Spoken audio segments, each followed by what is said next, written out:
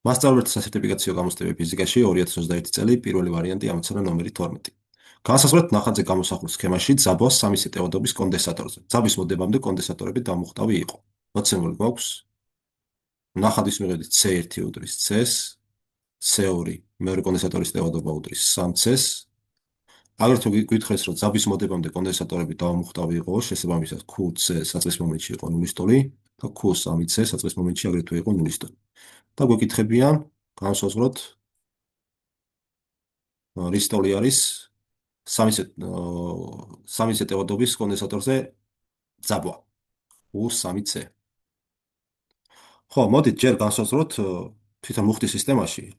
ამიტომ დავწეროთ და ვიპოვოთ სრული ტევადობა, კერძოდ 1 შეფარდებული C სრულთან, ტოლი იქნება 1 შეფარდებული C1-თან, 1 შეფარდებული C2-თან, სტოლი იქნება C1 არის C სტოლი დამატებული 1 შეფარდებული C2-თან, ანუ 3C-თან, ეს ტოლი იქნება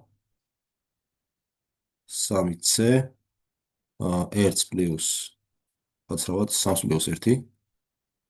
ეს გამოგდის 4/13C, საიდანაც C გამოგივიდა, რომ 1C სრულთან ტოლი არის 4/13-ის, საიდანაც C სრული ტევადობა გამოგდის 3/4C. ხო, ახლა მოდით მუხტი განსაზღვროთ.